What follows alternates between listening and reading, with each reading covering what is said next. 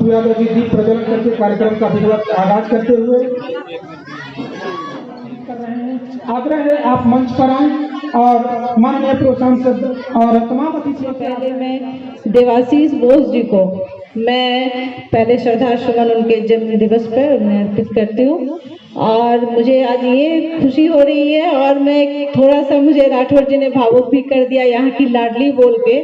Actually यहाँ सच में मैं यहाँ की बेटी बहू हूँ और यहाँ जो मुझे प्यार मिल रहा है और प्यार की वजह से मुझे जो हिम्मत आ रहा है, ताकत आ रही है कि मैं काम करूँ, अपने इस मधेपुरा को एक बहुत आगे तक लेके जाना चाहती हूँ। आप लोगों का प्यार आशीर्वाद ऐसे ही मिलता रहेगा तो मैं लेके जाऊंगी। आज का जो ये पूरा कार्यक्रम है ये पत्रकारिता को ही लेके है और उनके हौसले को बढ़ाते हुए मैं ये कहना चाहूंगी कि ये न्याय की लड़ाई जो है ये सामाजिक कार्यकर्ता जो हैं और पत्रकारिता हमारा हम तभी लड़ सकते हैं महिलाओं के लिए या समाज के लिए जब पत्रकार निष्पक्ष रूप से स्वतंत्र रूप से काम करते हैं। और मेरे काम में मैंने देखा है कि वो पिलर की तरह हमारे साथ खड़े रहते हैं, तभी हमारे लिए संभव है काम करना। तो मेरा ये मानना है कि पत्रकारिता जितने आगे बढ़ेगी, जितना इसका विकास होगा उतना ही समाज का भी विकास होगा।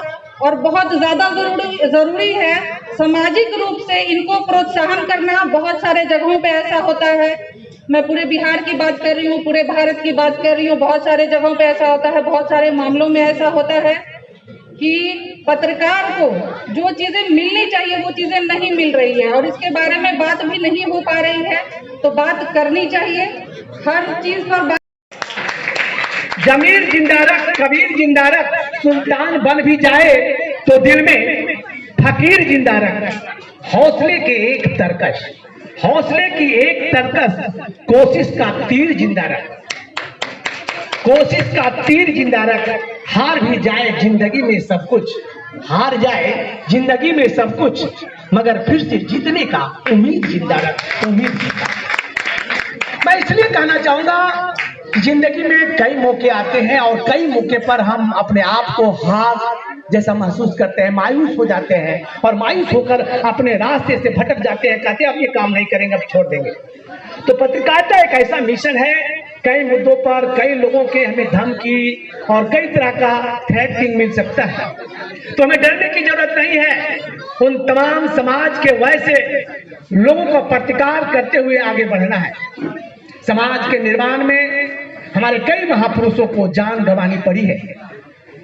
अपने हौसला को अफजाई करते हुए, हौसला को बढ़ाते हुए समाज निर्माण में पत्रकारिता के माध्यम से, समाज के निर्माण के माध्यम से, चाहे जिस संपर्क से हो, व्यवसाय के संपर्क से हो, पत्रकारिता के संपर्क से हो या किसी भी संपर्क से हो, अपने धर्म के प्रति, अपने समाज के प्रति, अपने कार्यों के प्रति वफादारी निभाकर कर्तव्य का निर्वहन करना चाहिए।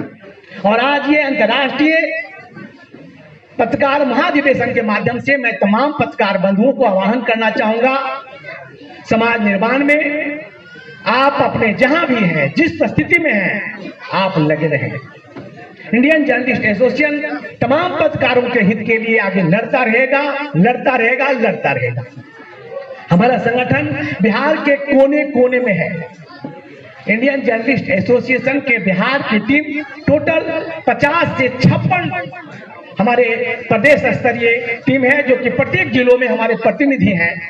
प्रत्येक जिलों में प्रदेश महासचिव और उपाध्यक्ष हमारे हैं, उसके डिस्ट्रिक्ट कमेटी है। तमाम संगठन सभी जिलों में अच्छा से काम कर रहा है, आपके हक और हुकूक के लिए, आपके हितों के लिए कार्य करती रहेगी। आप डरे नहीं, आगे बढ़े, कार्य को करते रहे। किसी तरह की कोई परेशानी है, हमारे संगठन के वरीय पदाधिकारी से मिले। आपकी तमाम समस्याओं को रखने के लिए बिहार के मुख्यमंत्री नीतीश कुमार हो या राज्यपाल हो, मैं आपकी आवाज को बुलंद करने के लिए तत्परता से खड़ा रहेंगे। हामी पत्रकारिता त गर्छौं, तर पत्रकारिता गर्ने बेलामा हामी पनि ध्यान दिँदैनौँ। तर ध्यान दिनुपर्छ। अब ध्यान कहाँ कहाँ दिनुपर्छ, त्यो समाजमा के भएको छ, कुन घटना कहाँ हुन्छ, त्यो घटनाप्रतिमा घटनालाई कसरी बाहिर निकाल्नुपर्छ, त्यसरी गरेमा हाम्रो पत्रकारिता सत्य तथ्य र सही समाचार सम्प्रेषण गर्न मिल्छ। जो है वही पत्रकार है, क्योंकि बाबा साहेब भीमराव अंबेडकर ने पूरे संविधान में पत्रकार के लिए कोई अलग सा सेक्शन या धारा नहीं बनाया था, कोई अलग लाइन नहीं लिया था। वही 91 जो हमारा अभिव्यक्ति की आजादी जो है, उस आजादी में भी हमारी पत्रकारिता को सुरक्षित कर दिया था। हमारे बोलने की आजादी, हमारे लिखने की आजादी, हमको अपनी बात कहने की आजादी। और यहाँ आप देखिए, हमको आज के डेट में पत्रकारिता को सुरक्षित करने की जवाबदेही हमारी बन गई है इस अधिवेशन के माध्यम से। कुरैशी जी, निश्चित तौर पे 2-3 जो प्रस्ताव आपके बीच में आए थे, आपके प्रदेश अध्यक्ष ने जो कहा है, वो बिल्कुल ये बात होनी चाहिए, हम उसका पुरजोर समर्थन करते हैं। प्रेस में काम करने वाले पत्रकारों को उसका सुरक्षा का गारंटी होना चाहिए, और पत्रकार का जो एसोसिएशन है इस पे बहस करें गवर्नमेंट से भी, और पूरे राष्ट्र लेवल पे इसको बहस का मुद्दा बनाए। इसमें हम लोग भी जैसे कुछ चीज हमारा अनुभव, नेपाल का भी कुछ अनुभव है, उसको भी आप लोग साथ ले सकते हैं, साथ कर सकते हैं, बात कर सकते हैं। वैसे भी ये देखेंगे तो हिंदुस्तान, नेपाल में जो भी चीज जारी होता है तो पहले वो हिंदुस्तान से सीखता है, लेकिन कुछ ऐसा चीज भी है नेपाल में जो कुछ इस हिंदुस्तान से भी पहले कर गया है, तो उसका अनुभव हम आप ले सकते हैं। मैं ये कहना चाह रहा था। से प्रभावित होइएगा आप, यदि कौम और अपने धर्म से प्रभावित होइएगा आप, यदि अपने परिवार से प्रभावित होइएगा तो क्या आप न्याय दे पाइएगा?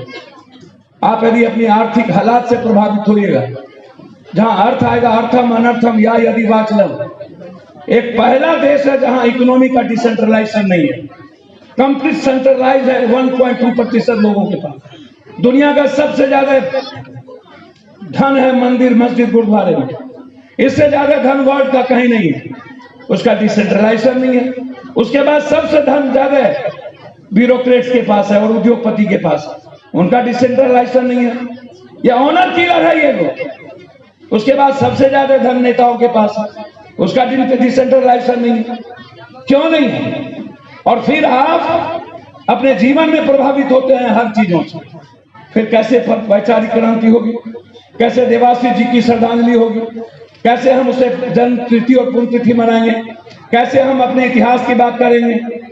वर्तमान कितना गंदा है कभी वो तो देखिए।